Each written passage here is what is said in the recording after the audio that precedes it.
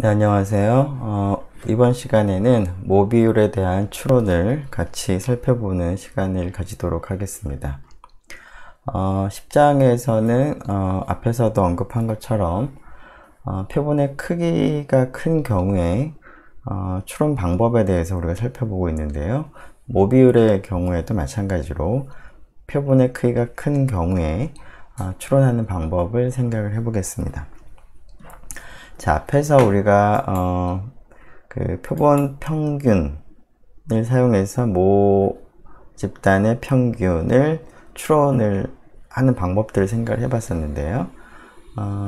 네, 일단 펜으로 좀 바꾸죠.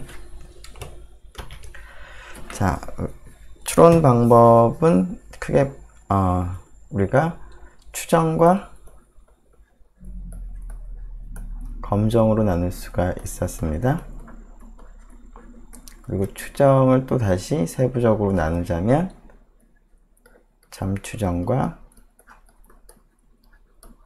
구간추정으로 나눌 수 있었습니다. 자, 마찬가지로 이제 모비율의 경우도 이러한 추정, 검정, 그 다음에 점추정, 구간추정에 대해서 생각을 해보려고 합니다. 네. 일단 우리가 구하고자 하는 이제 모집단의 그 모수인 모 비율을 이제 한번 생각해 보고, 그것을 추정하기 위해서, 점추정을 하기 위해서 어떤 통계량을 생각을 하는 것이 가장 자연스러울지부터 먼저 생각을 해 보겠습니다. 자, 예를 들어서 생각을 해 보는 게 좋을 것 같습니다. 자, 모 비율을 이제 생각할 수 있는 가장 심플한 예 중에 하나가 여론조사, 아니면 어떤 그 유권자들에 대해서 어떤 후보자에 대한 지지율, 이런 것들을 생각을 해볼 수가 있겠습니다. 자, 어떤 의견에 대해서 찬성률을 우리가 이제 알고 싶다라고 하죠. 즉 모집단에 있는 사람들 중에서 어떤 의견에 대해서 찬성하는 사람들의 비율이 찬성률이 되는 것이고요. 그 값이 우리가 관심이 있는 비율, 모 비율이 되겠습니다. 자, 그러면 모집단에 대해서 이러한 찬성 비율인 찬성률을 우리가 계산을 하려면 모집단에 있는 모든 대상에 대해서 조사를 해야 되겠습니다. 자, 그런 것이 힘들기 때문에 마찬가지로 모집단의 일부 표본을 선택을 하는 것이죠. 자, 표본을 선택을 해서 무엇을 조사할까요? 네, 표본에 선택된 그런 그 대상에 대해서 똑같은 어떤 의견에 대해서 찬성하는 사람들의 비율을 계산하겠습니다. 자, 즉 표본에 대해서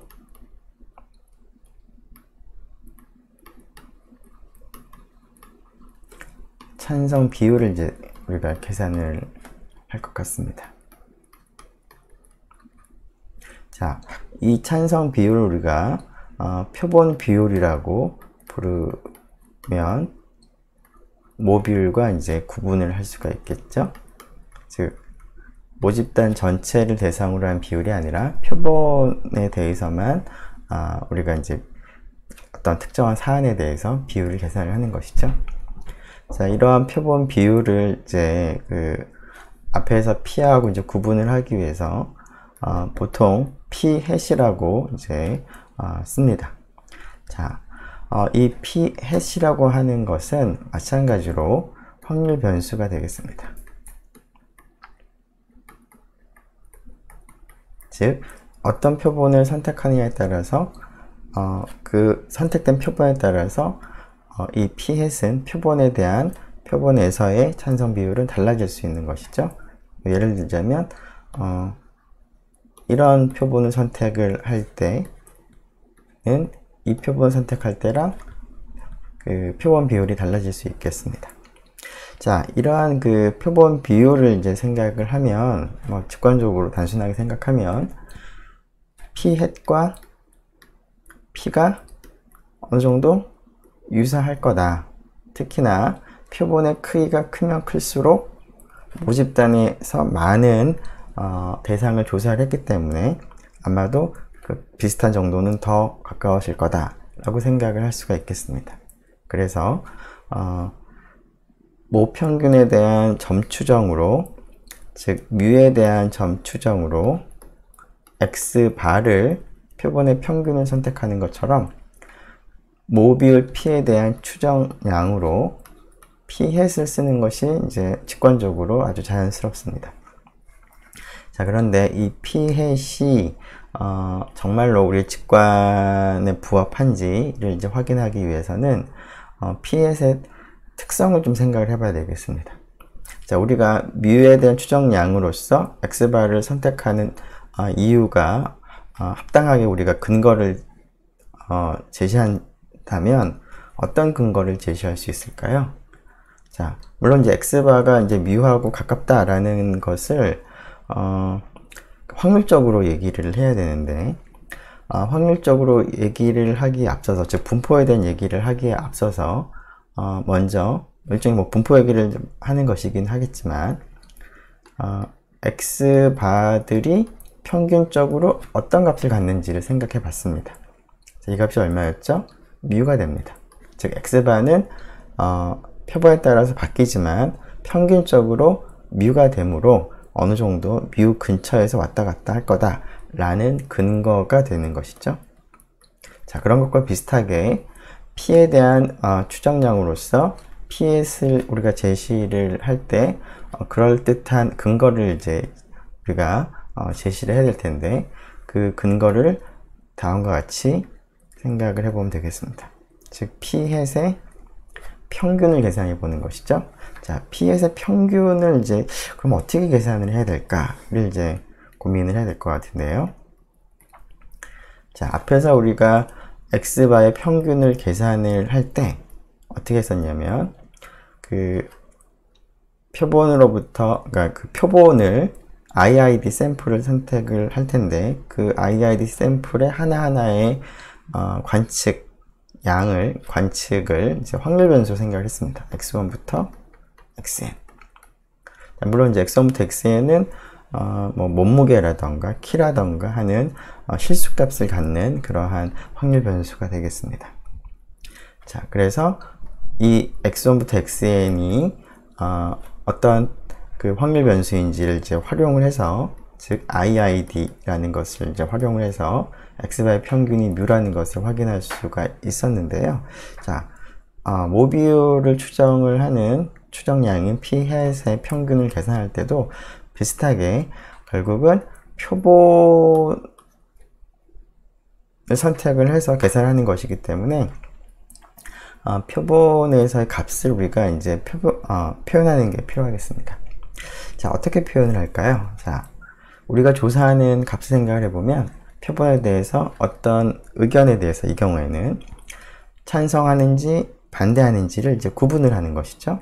그래서 첫 번째 사람은 찬성, 두 번째 사람은 이제 반대, 이런 게 있으면 이런 걸 조사해서 무엇을 계산을 하는 것인가요?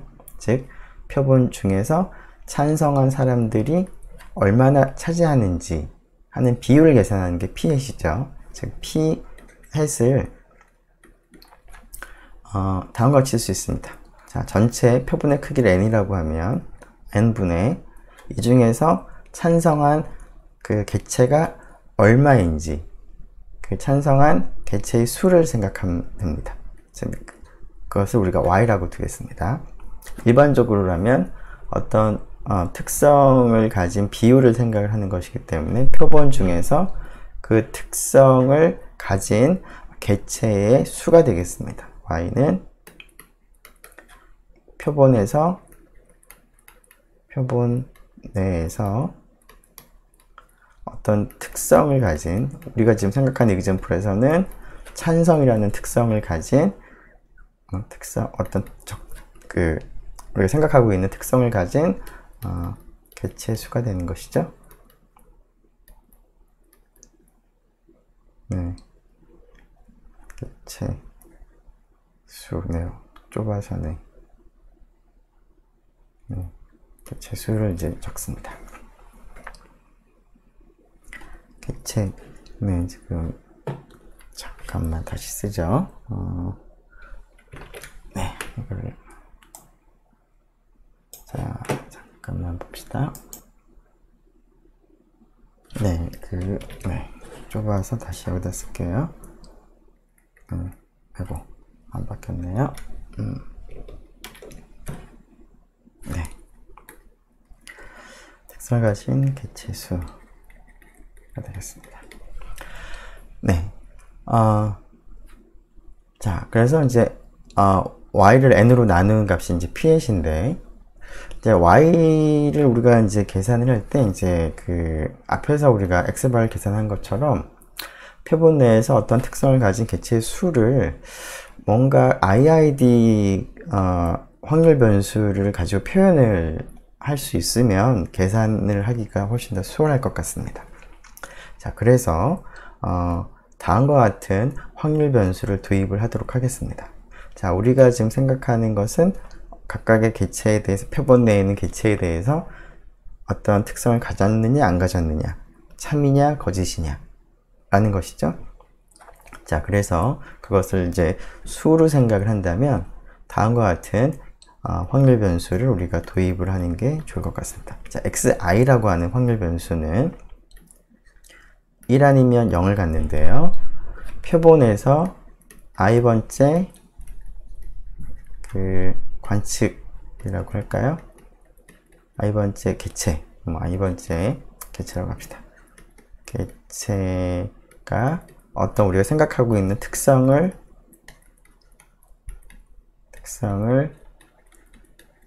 가지면 xi는 1이라는 확률 값을 갖는다고 하고요. i번째 개체가 그런 특성을 가지지 않으면 0이라고 우리가 표기를 하겠습니다. 자, 그래서 표본이 있으면 n개의 개체가 있다고 하면 첫 번째 개체를 보고 찬성하는지 여기서는 찬성하면 1, 아니면은 0으로 이렇게 표기하겠다는 겁니다. 자, 이런 식으로 지금 i가 1부터 표본의 크기가 n이면 n까지 xi들이 이제 생기겠죠? 자, 이 xi들을 이제 도입을 하면 y를 이제 xi들로 표시를 할 수가 있겠습니다. 자, 어떻게 될까요? y는 어떤 특성을 가진 개체 수인데, 지금 특성을 가졌다는 것을 어떻게 구분하냐면, xi 값이 1이 되면 이제 그 특성을 가진 거라고 우리가 표시를 했으니까, y는 결국은 x1부터 xn을 다 더한 거 수로 우리가 나타낼 수가 있습니다. 그래서 어떤 개체가 특성을 가지면 1이 될 거고, 그래서 그만큼 늘어날 테니까 결국 개체 수가 되는 것이죠. 자, 이렇게 이제 y를 x들로 표시를 하고 나면 phat은 조금 너무 좀 정리가 되지 않게 쓰고 있는데 순서가 막 엉망이긴 하지만 조금 더 보도록 하죠. 자, 이렇게 쓸 수 있는 것이죠. 자, 그러면 이 모습이 마치 x1, x2, xn들을 표본이라고 생각을 했을 때 그 표본들의 평균을 이제 계산하는 형태입니다. 자, 그러면은 우리가 표본 평균과 비슷한 꼴이 만들어졌기 때문에 계산을 하는 것이 우리가 앞에서 했던 방법을 그대로 활용하면 될 것 같습니다. 자, 그래서 그 방법을 이용을 하는데, 앞에서는 이제 x1부터 xn이 어떤 동일한 분포를 갖는 인디펜던트한 그런 확률 변수다라는 사실을 이제 활용을 했는데요. 자, 그러면 phat을 이와 같이 표시를 했으니까 결국 x1부터 xn이 어떠한 분포를 가지는 확률 변수인지를 파악을 하는 것이 필요하겠습니다. 자, xi의 분포는 어떻게 될까요? x1이나 x2나 xn 이런 것들의 분포. 자, 분포라고 하는 것은 다음과 같이 확률 분포표로 뭐 예를 들면 나타낼 수가 있습니다. 자, xi를 생각해보면 가지는 값이 0 아니면 1이죠? 자, 그러면 각각의 값을 가질 확률을 우리가 생각해보면 그 확률 변수의 분포를 우리가 얘기를 하는 것이 되겠습니다. 자, xi가 0이 될 가능성은 얼마일까요? 네, 1-p가 되겠습니다. 왜 그렇죠? 자, 우리가 모집단에서 임의로 하나를 뽑기 때문에 그 임의로 뽑은 사람이 어떤 특성을 가지지 않으면 0이 되는 건데요. 자, 모집단의 전체 중에서 찬성하는 아니면 어떤 특성을 가진 비율이 결국 모비율입니다. 따라서 임의로 하나를 선택을 할 때 그 개체가 그런 특성을 가지지 않을 가능성은 모비율, 그러니까 1에서 이 모비율을 뺀 값이 되겠죠.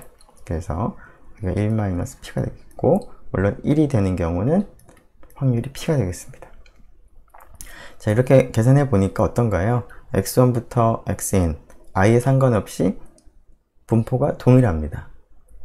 자, 이러한 그 동일한 분포를 가지고 있고, 물론 x1부터 xn들은 우리가 모집단에서 임의로 추출을 하는 것을 생각을 하고 있기 때문에 첫 번째 선택된 개체가 어떤 특성을 가지느냐 가지지 않느냐가 두 번째 선택된 개체가 특성을 가지느냐 안 가지느냐에 전혀 영향을 주지 않을 것이므로 독립이라고 볼 수가 있습니다. 즉 x1부터 xn은 그 예전에 우리가 표본 평균을 따질 때와 마찬가지로 IID입니다.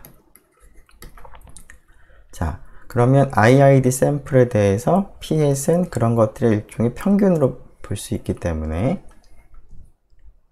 P햇의 평균은 뭐랑 같죠?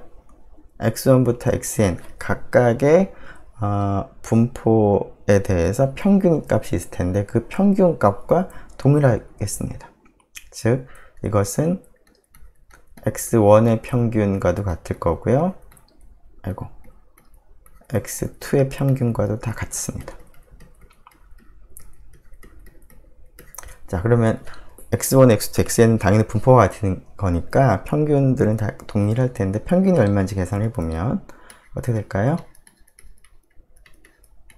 자, 평균은 값을 가지는 게 0 아니면 1이기 때문에 0 곱하기 0을 가질 확률, 그 다음에 1 곱하기 1을 가질 확률이니까 p가 되는 것을 알 수가 있습니다. 즉 따라서 여기 있는 식을 더 이어서 쓰면 P햇의 너무 정신없네요. 평균은 P라는 것을 이제 알 수가 있습니다. 네, 좀 정리를 합시다. 너무 좀 정신이 없으니까.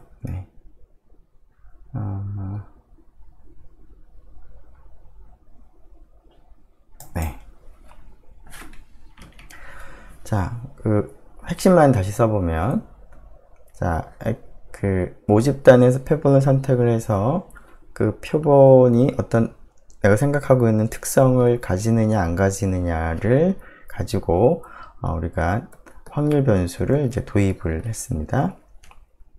xi는 1 아니면 0인데 자세한 것은 생략하고요. 그거보다 중요한 것은 이제 xi의 분포인데 분포는 다시 한번 적도록 하겠습니다.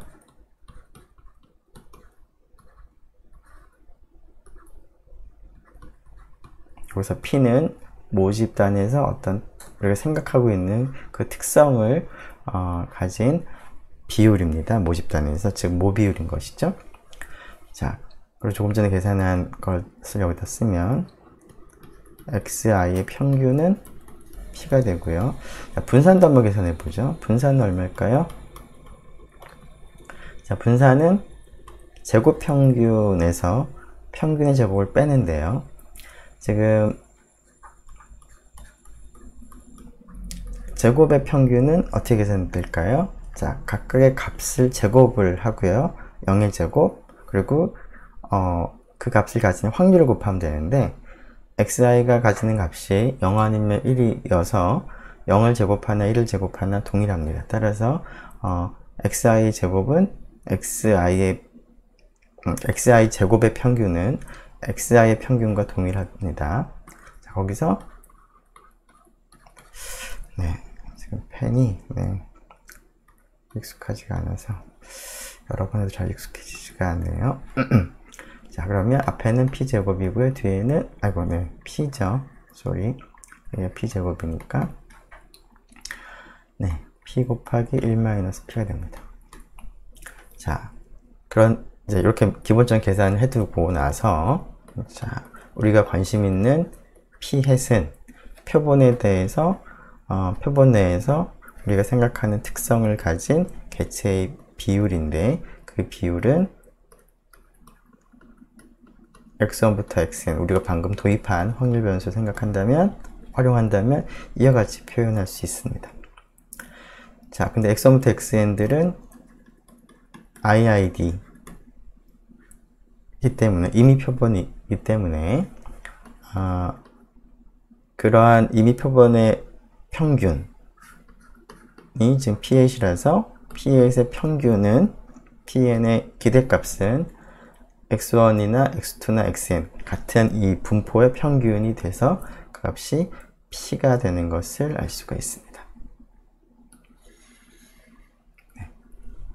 따라서 p에 대한 점추정량으로 p햇을 제시하면 그럴듯하겠다라는 것입니다. 자, 점추정량은 이제 이러한 사실만 우리가 제시를 하면 근거로서 쓸 수가 있는데, 자, 구간 추정을 할 때는 p햇의 평균값 뿐만 아니라 p햇의 분포에 대해서 우리가 정보가 필요합니다. 자, p햇의 분포에 대해서 한번 생각해 볼까요? 자, p햇의 분포는 어떻게 될까? 자, 조금 전에 쓴 것처럼 p햇도 일종의 표본 평균으로 우리가 해석을 할 수가 있는 것이죠. 자, 그런데 n의 크기가 충분히 클 때는 중심극한 정리에 의해서 결국 p햇이 근사적으로 뭐랑 같다? 정규분포와 유사하다. 근데 이 정규분포의 평균은 뭔가요? 여기 있는 하나하나의 확률 변수가 따르는 분포가 다 동일한데 그 분포의 평균이 여기 옵니다. 예전엔 뮤가 왔었죠. 지금은 p가 오는 것이죠. 그다음에 여기 오는 거는 n분의 시그마 제곱인데 이때 시그마 제곱은 모집단의 분산이었습니다. 모집단이라고 하는 거는 하나하나의 확률 변수의 결국 분산인 것이죠. 자, 이 경우에는 x1, x2, xn들의 분산이 얘가 됩니다. 즉 이렇게 됩니다. 자, 그래서 좀 이렇게 밑줄을 쓰느라고 조금 이상하게 보이기도 하니까 다시 한번 쓰면 p햇의 분포는 n이 충분히 크면 마찬가지로 중심극한 정리에 의해서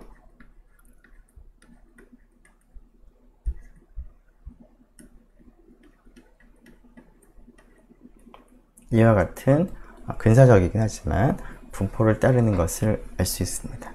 그럼 이 사실로부터 구간 추정을 할 수가 있겠습니다. 자, 구간 추정을 이제 하는 방법을 우리가 예전에 표본 평균에 대해서 모집단의 평균에 대해서 표본 평균을 가지고 했던 방법을 그대로 적용을 해 봅니다. 자, 확률이 1-알파가 되는 그 범위를 생각을 했었습니다. 자, 어떻게 하면 될까요? 자, p햇의 분포가 이와 같은 정기 분포가 되므로 p햇을 표준화를 하겠습니다. 그러면 이렇게 되죠.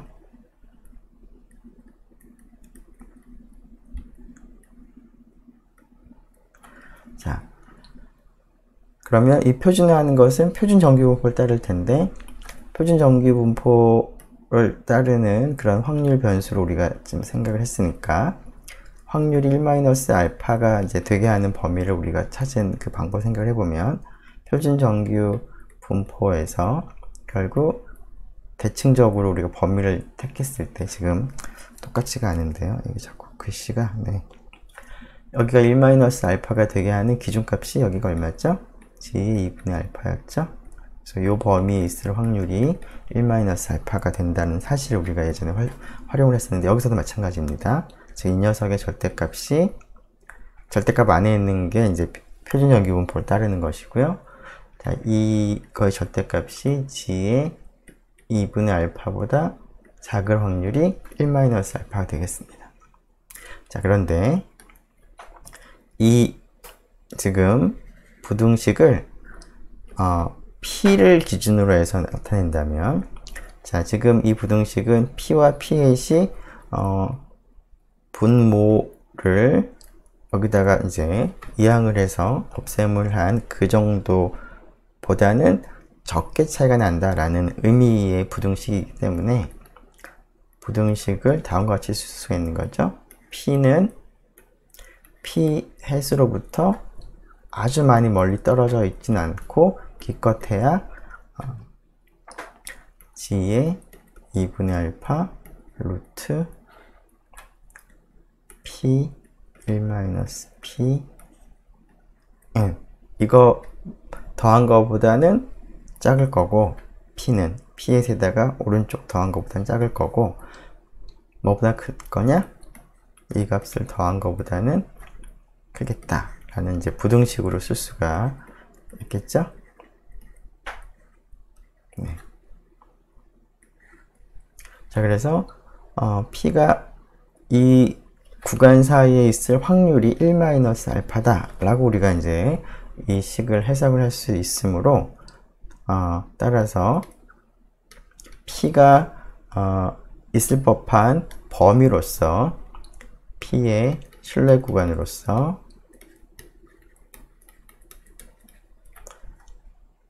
왼쪽 끝점을 이 값, 오른쪽 끝점을 이 값으로 선택을 하면 되겠습니다. 물론 이제 정확하게는 값은 아니고 확률 변수가 되는 것이죠.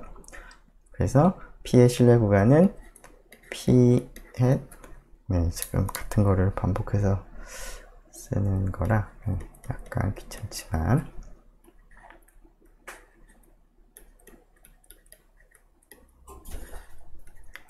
이거보다 크고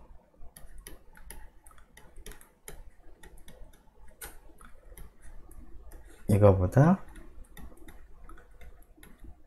작은 범위다 라고 이제 제시를 하면 좋을 것 같습니다.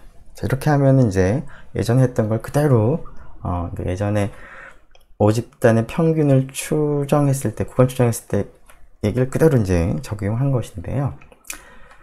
자, 이렇게 쓰면은 여기서는 문제가 없는지 한번 생각을 해보죠. 자, P가 어느 범위에 있는지를 구하고 싶은데, 그러면 일단 구하는 것은 표본으로부터 계산을 할 수가 있어야 되는 값인데요. 예전에는 모집단의 분산을 뭐 알고 있다거나 모르면은 표본의 그 분산 혹은 표본의 표준 편차로 대신해서 썼는데요. 지금은 보니까 여기가 어떤가요? 우리가 모르고 있고 그게 어떤 범위인지 알고 싶은 그 P가 여기 들어가 있습니다. 따라서 이렇게 구간은 우리가 계산할 수가 없는 것이죠. P 값을 모르기 때문에. 그래서 이 P는 계산할 수가 없기 때문에, 모르기 때문에 우리가 신뢰 구간을 그럼에도 불구하고 뭐 근사적이라도 이제 구하고 싶다면 P를 좀 정확하진 않더라도 유사한 값으로 바꿔야 됩니다. 그래서 뭘로 바꿀까요? 네, 앞에서 P에 대한 점 추정량을 P의 수로 우리가 쓸 수가 있기 때문에 신뢰 구간을 구할 때 정확한 값은 아니지만 P 대신에 필요하기 때문에 P의 수로 바꾼 이 그 구간을 우리가 신뢰 구간으로 해야 되겠습니다. 물론 신뢰도는 똑같이, 물론 정확한 건 아니겠죠. 이렇게 대체를 했기 때문에.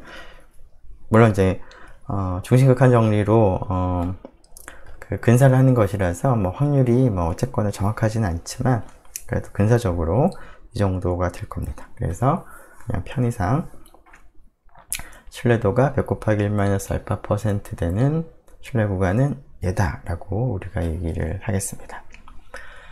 네, 좀 얘기가 길어졌는데요. 자, 지금까지 했던 부분을 이제 점 추정과 구간 추정에 대해서만 먼저 정리를 한번 해보도록 하겠습니다. 다시 한번 좀 지우고 하나씩 보죠. 자, 점 추정. 자, 모수는 모 비율이죠. 자, 우리가 앞에서 예를 들 때는 뭐 어떤 의견에 찬성하는 개체의 비율이었는데, 그게 어떤 의견에 찬성이라는 특성을 생각을 한 것이죠. 일반적으로는 이제 어떤 우리가 생각하고 있는 그런 특성을 갖는 개체의 비율이 되겠습니다. 여기서는 A라는 특성으로 그냥 일반적으로 표현했습니다.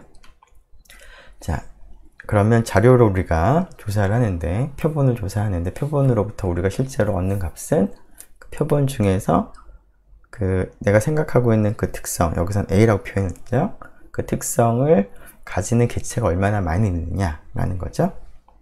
자, 그걸 Y라고 이제 쓰는데, 우리가 이제 이 P-hat을 계산을 할 텐데요. P-hat을 분포에 대한 정보를 우리가 계산하기 쉽도록 x1부터 xn이라는 변수를 도입을 했습니다. 자, 그러고 나서 이러한 확률 변수의 분포를 생각을 했고요. 그리고 이런 것들을 가지고 y를 표현을 했습니다. 그러면 P-hat은 우리가 표본 비율인데, P-hat은 n분의 y 혹은 x1부터 xn을 다 더해서 n으로 나눈 것으로 쓸 수가 있는데, 맨 마지막 이 식을 보면 결국 일종의 표본 평균으로 해석이 됩니다. 따라서 앞에서 우리가 모집단의 평균을 추론을 할 때 사용했던 그러한 지식들을 그대로 적용을 할 수가 있는 것이죠. 자, P-hat의 평균은 결국 x바의 평균이고, x바의 평균은 x1, x2, xn이 따르는 분포의 평균과 같으므로 결국 위에서 계산한 P가 되는 것이죠. 그리고 P-hat의 분산은 결국 x바의 분산이 될 텐데, x바의 분산은 마찬가지로 n분의 시그마 제곱인데, 시그마 제곱이 이 경우는 p 곱하기 1 p가 되므로 예전의 것을 그대로 적용하면 쉽게 계산이 가능합니다. 자, 점 추정을 할 때 우리가 그 점 추정이 얼마나 정확한가를 이제 나타내는 개념으로서 물론 P-hat의 평균은 P가 되긴 하지만 P-hat이 P로부터 얼만큼 많이 떨어져 있는가 라고 하는 개념을 썼는데요. 그것이 바로 표준 오차였습니다. 즉, 표준 오차는 추정량의 표준 편차였습니다. SE라고 썼죠?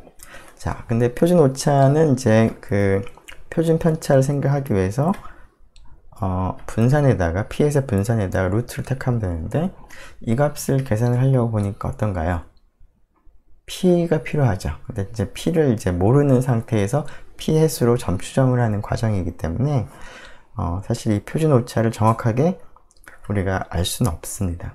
그래서 이것을 단순하게 추정하는 것으로만 만족을 해야 될 텐데, 추정된 표준 오차는 P 대신에 P에 대한 추정 값인 추정량인 P-hat으로 바꾸어서 우리가 표준 오차를 추정을 할 수가 있겠습니다. 네. 자, 구간 추정은, 자, 중심극한 정리에 의해서, 왜냐하면 P-hat이 결국은 X 바로 우리가 취급할 수 있기 때문에, 자, P-hat의 분포는 평균이 P, 분산이 n분의 P1-P가 되는 정기 분포를 따른다. 근사적으로. 자, 그래서 표준화를 한 확률 변수 G가 표준 정기 분포를 따르겠습니다. 따라서 우리가 앞에서 모집단의 평균에 대한 구간 추정을 할 때와 동일한 방법을 적용하겠습니다. 즉, 이쪽이 G죠.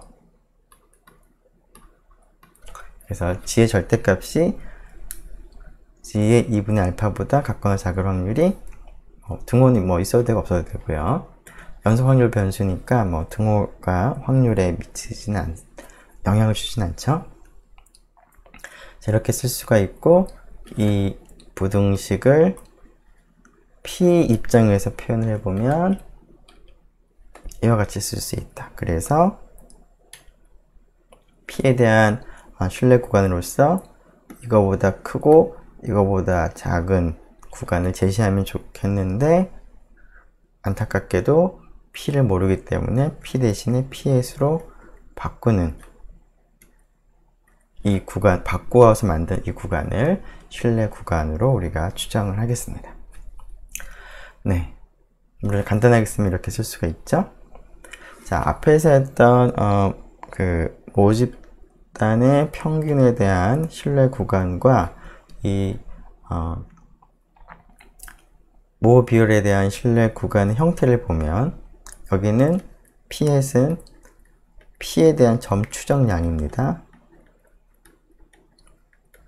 그리고 플러스 마이너스 똑같이 G 2분의 알파가 있었고요. 그 뒤에 있는 게 뭐였냐면 곱하기 표준 오차 혹은 표준 오차를 추정한 값이었습니다. 앞에서 다시 한번 확인해 보면 모집단의 평균을 이제 추정하는 신뢰 구간도 이런 형태가 됐었던 거죠. 그래서 같은 형태라는 것을 기억을 하면 좋을 것 같습니다. 네.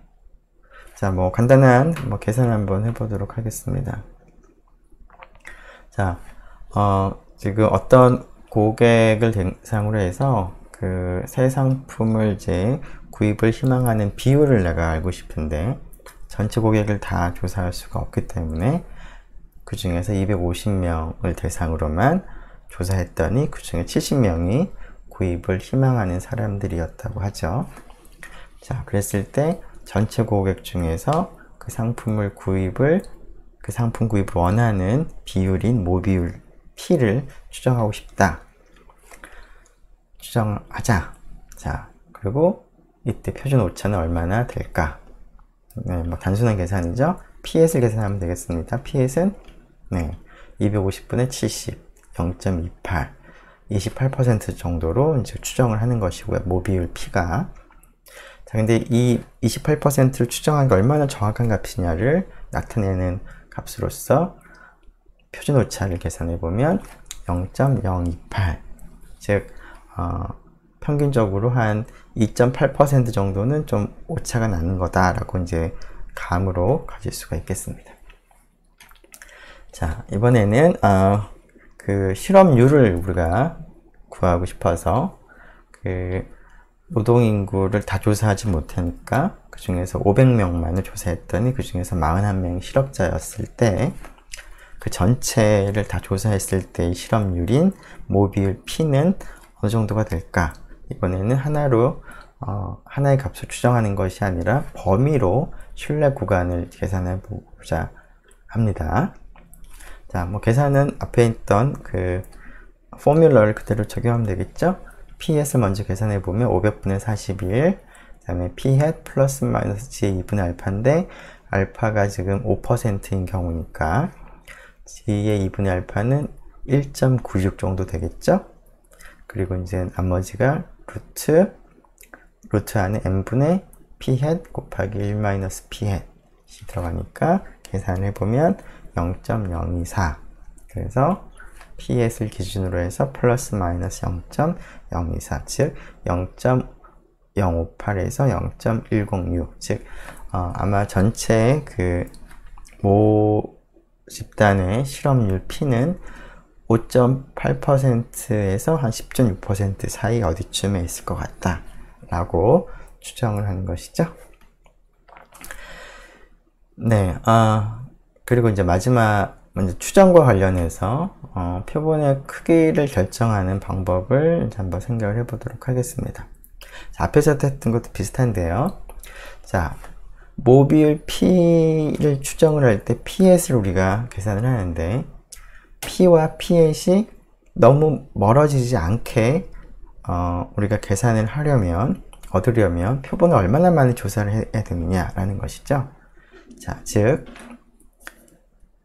P하고 P햇 혹은 P햇과 P햇 이렇게 쓰죠. 이 녀석의 차이가 어느 이상 나지 않았으면 좋겠습니다. D 이하가 됐으면 좋겠습니다. 그런데 뭐 무조건 항상 이거보다 작게 만들 수는 없기 때문에 P에서는 이제 그 뭐 아주 많이 P랑 떨어질 수도 있기 때문에 가능성은 적지만, 자, 이것을 항상 만족할 수는 없어서 확률적으로 이것이 어느 이상 됐으면 좋겠다 라는 거죠. 자, 이 조건을 만족을 하도록 하려면 얼마나 많은 표본 조사해야 되느냐. 네. 지난번에 했던 것처럼 이렇게 하면 되죠. 그러면 정확하게 1-알파가 되는 식을 생각해 보면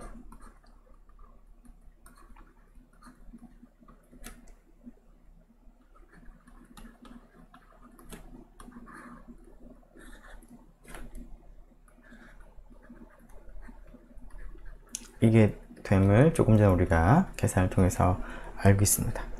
자, 근데 이쪽이 왼쪽이 더 커져야 되므로 얘하고 얘를 비교해 보면 누가 더 커져야 될까요?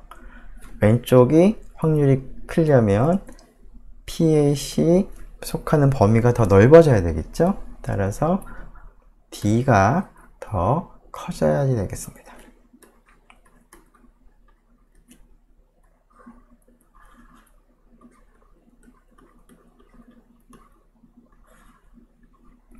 자, 우리가 이제 관심 있는 것은 이 조건을 만족하도록 하려면 표본의 크기를 얼마나 크게 해야 되느냐라는 거니까 n 입장에서 생각을 해보면 n이 얼마보다 커야 되나요? 네, 그 루트 n을 이제 양변을 곱하고 d로 나누고 그 다음에 양변을 제곱을 하면 되겠죠? 그러면은 g의 2분의 알파를 d로 나누고 그거를 제곱을 하고요. 루트 안에 있는 게 제곱되면서 p 곱하기 1-p가 됩니다. 자, 앞에서 우리가 그 모집단의 평균을 이제 추정을 할 때 비슷한 문제를 생각했었는데, 그때하고는 달리 내가 모르는 값이, 물론 이제 그때도 시그마를 모를 수도 있지만 뭐 안다라고 가정하고 했었는데요. 자, 지금은 이제 P 자체를 전혀 모르는 상태이기 때문에 이 값을 뭐 안다라고 이렇게 가정을 하는 것도 너무나 말이 안 되는 일이죠. 자, 그래서 이 경우에는 P가 어떤 값인지 모르기 때문에 어쨌거나 그래도 이 값보다는 크다라는 조건을 만족을 하는 n을 찾고자 하기 때문에 우리가 얻었던 거는 다음 관계식을 이용해서 n의 범위를 찾았습니다.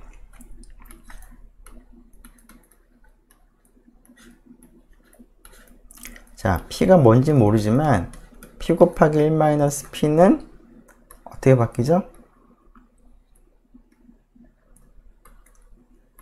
P가 2분의 1일 때가 최대가 되고요. 0이나 1일 때가 최소가 됩니다. 그래서 이쪽은 아무리 커봤자 뭐보단 작을 거냐면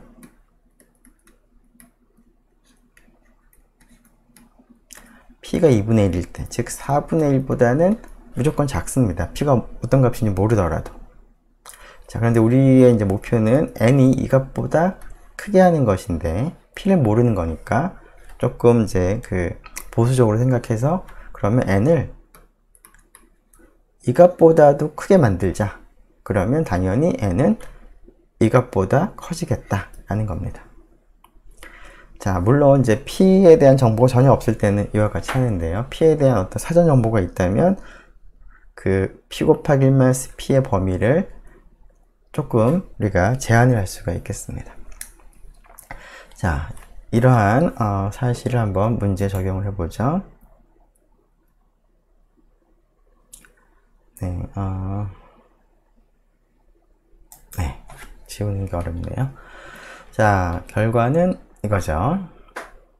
그래서 우리는 조금 넉넉하게 그 n을 이제 확실하게 하기 위해서 이 조건을 만족하게 한다. 자, 물론 이제 앞에서 얘기한 것처럼 이 확률을 이제 계산하는 데 있어서 P 햇의 분포를 활용하는데, 즉 그 분포는 중심격한 정리를 활용하는 것이기 때문에 만일에 여기 있는 값이 n이 뭐 한 5 10 이렇게 좀 작은 값이 나왔다면 그래도 최소한 30 이상은 돼야 되겠다라는 것이죠.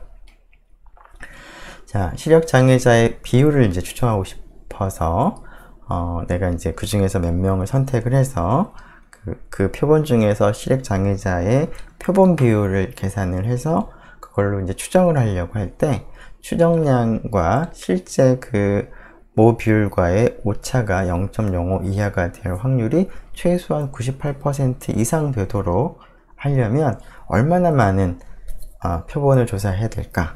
표본의 크기를 어느 정도는 해야 될까? 자, 앞에 있는 식을 그대로 이제 적용하는 거죠. 자, P에 대한 정보가 전혀 없을 때는 아주 보수적으로 생각해서 극단적인 경우를 생각해서 즉 P가 2분의 1인 경우까지도 생각을 해서 만족할 수 있도록 계산하자면 543 이상을 우리가 조사해야 됩니다. 자, 그런데 만일에 뭐 여러 가지 사전 조사나 이런 것을 통해서 정확하게는 모르지만 전체 모 비율이 그래도 0.1보다는 같거나 작다가 알려졌다면 지금 우리가 사실은